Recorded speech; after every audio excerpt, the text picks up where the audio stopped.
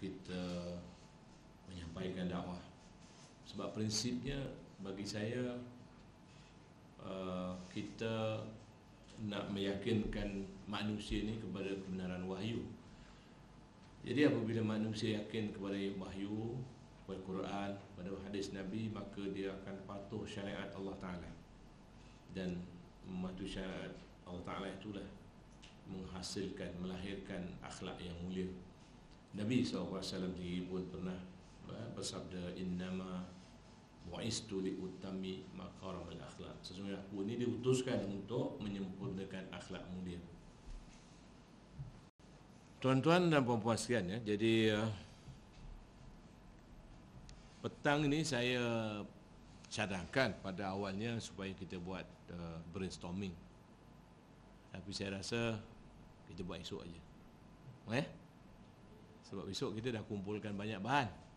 Ya, hari ini belum cukup banyak bahan. Ini masuk tak dia punya suara ni? Masuk ya? Macam dia mati je ni.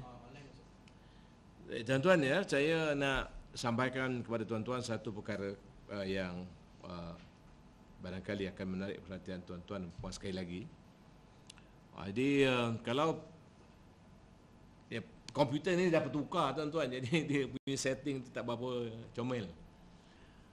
Ya, jadi saya nak bawa lagi satu keajaiban Quran dari susunan dia. Lepas tu saya akan tunjukkan kepada tuan-tuan kaitan dengan ilmu sains, ya.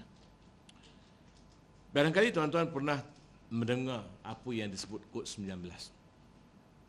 Saya percaya kalau tuan-tuan barangkali tuan-tuan yang masih muda-muda tak pernah dengar kod 19. Ya, tapi siapa yang bayar saya ni, tak ada pun yang bayar saya sini. Ya, saya paling senior lah kat sini. Barangkali dalam 30 tahun yang lalu tuan-tuan pernah dengar istilah kod 19. Jadi kod 19 ni pada masa yang lalu orang minat. Lepas tu ada kontroversi. Kontroversinya sebab orang yang kononnya menemui kod 19 ini, namanya Rashid Khalifah, dia mendakwa dia telah menemui kod 19. Tapi percayalah bahawa sebenarnya, ya, mukjizat i'dadi atau mukjizat dari segi angka-angka ni tuan-tuan perempuan dah lama, ya. Ulama-ulama pun sudah mengemukakan pandangan bahawa Quran ni penuh dengan mukjizat dari segi angka-angka i'dadi. Termasuklah badi'u zaman Said Nursi, ya, seorang alim daripada Turki, ya, yang telah dipenjarakan oleh, saya rasa, tentera Rusia kan. Jadi akhirnya Rashid Khalifah ni dia mengaku diri dia seorang nabi. Jadi orang di Amerika marah kat dia, dia telah ditembak mati, ya, tuan-tuan, ya. Dan dia dibawa ke Malaysia, ya. Sebelum tu memang ada orang bercakap tentang kod 19 ni. Tapi kemudian Kasih Ahmad telah cuba membangkitkannya, ya, dan mengaitkan dengan kepercayaan tolak hadis, Al-Quran saja. Jadi sebab itu menjadi kontroversi, ya. Tapi bila saya bagi ceramah di Keramat, tuan-tuan, ya, ada seorang wanita, dia beritahu saya sebenarnya kod 19 ni sangat menarik. Jadi saya tengok balik. Tengok balik dan dia sangat menarik rupanya, tuan-tuan, ya.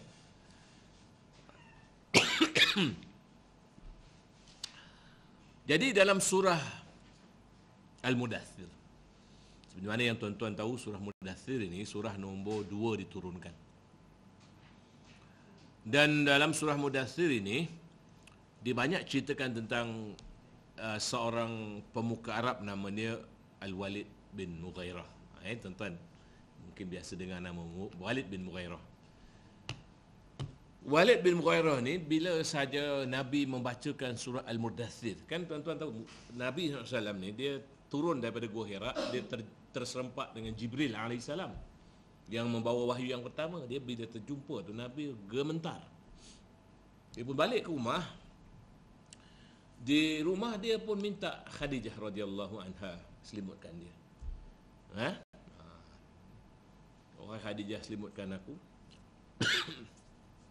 Dan masa dia berselimut itulah Jibril alaihissalam datang sekali lagi jumpa Nabi, membawa wahyu Allah.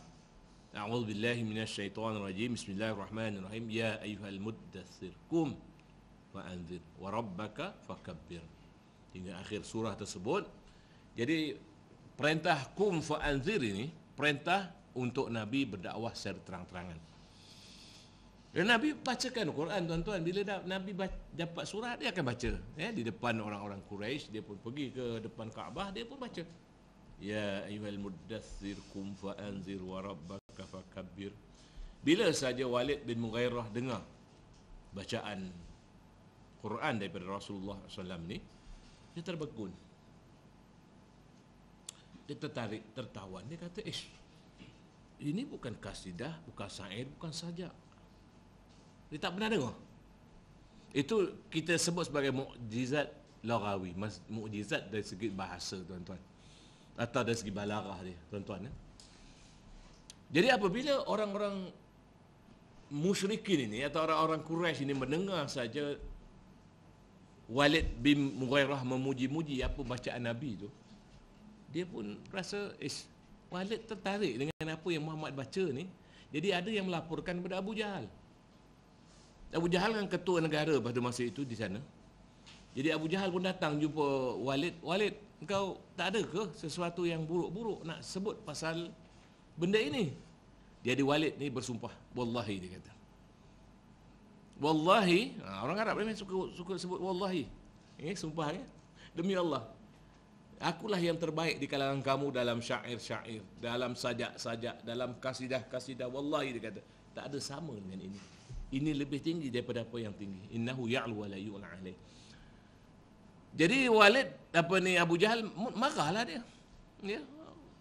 Dia kata kat Walid, dia kata bagi warning ni, sebab Walid ini dilantik oleh Abu Jahal sebagai dia punya Nobel laureate ataupun sastrawan Arab lah masa itu. Jadi dia kata, wallahi, dia kata, bagi aku masa sekejap. Ini dialog ni ada dalam surah ni, tuan-tuan ya. Dialog ni ada dalam surah tersebut. Dialog yang dijawab oleh Walid ini. Innahu sihru yu'sar. Ia adalah sihir yang memberi bekas. Maknanya, ya, walaupun dia tertarik, akhirnya dia berdalih untuk tidak menerimanya kerana kedudukan dia sebagai ahli sastra Arab. Dia terpaksa berdalih. Dia kata, ini sihir. Ya, Allah Ta'ala turunkan surah ini, dan dalam ayat nombor 30 Allah Ta'ala sebut alaiha tis'ata asyar. Bila Allah Ta'ala sebut alaiha tis'ata asyar, dia pun jawab juga, ini 19, ini penjaga neraka. Kenapa sikit sangat? Istizak lagi, mempersendakan lagi Nabi SAW. Kenapa bilangannya sikit 19 saja? Dia mempersendakan, aku ambil satu malaikat, kau yang lain-lain ambil yang seluruhnya, kau kerjakan dia orang. Tengok istizak, persendaan dalam dakwah Rasulullah terhadap Nabi memang ada dilakukan oleh orang Arab. Kan saya sebut pagi tadi, orang-orang musyrikin tanya kepada Nabi, mana dia punya nasab Tuhan kamu? Kan senda kan, bukan dia tak tahu. Yang ini pula 19 saja, sikit sangat. Dan lepas tu Allah Ta'ala jawablah, 19 ni, wa ma ja'alna ashaban nar, dan kami tidak jadikan penjaga malaikat illa malaikah, kami tidak jadikan dia punya penjaga neraka ini melainkan malaikat. Wa ma ja'alna iddatahum, dan kami tidak jadikan bilangan mereka illa fitnatan lillazina kafaru, kecuali ujian bagi mereka yang kafir, liyastayqinal ladzina utul kitab, untuk meyakinkan orang-orang ahli kitab Yahudi dan Nasrani, wa yazdadal ladzina amanu imanan, dan yang menguatkan lagi iman orang-orang yang beriman. Tuan-tuan, hingga akhir ayat tersebut, dan ini tuan-tuan tengok sendiri, tuan-tuan, macam mana 19 ini, rakam 19 ini dalam konteks ayat ini akan tuan-tuan akan rasa sendiri, tuan-tuan. Bila tuan-tuan tengok macam ni, tuan-tuan akan rasa. Yang lain-lain sudah rasa juga tadi.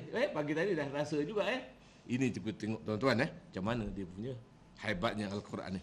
Jadi Allah Taala sebut wa ma ja'alna iddatahum illa fitnatan lil ladzina kafaru liyastayqina alladzina utul kitab wa yazdada alladzina amanu imanan.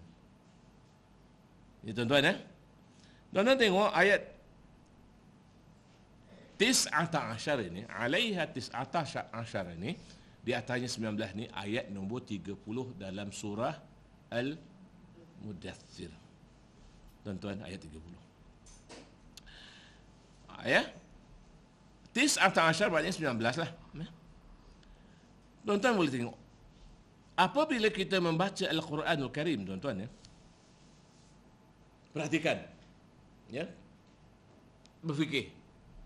Kita baca Quran ni kena tengok mana, tuan-tuan Kalau tak kita tengok maksud, kita tak jadi orang berfikir, tuan-tuan.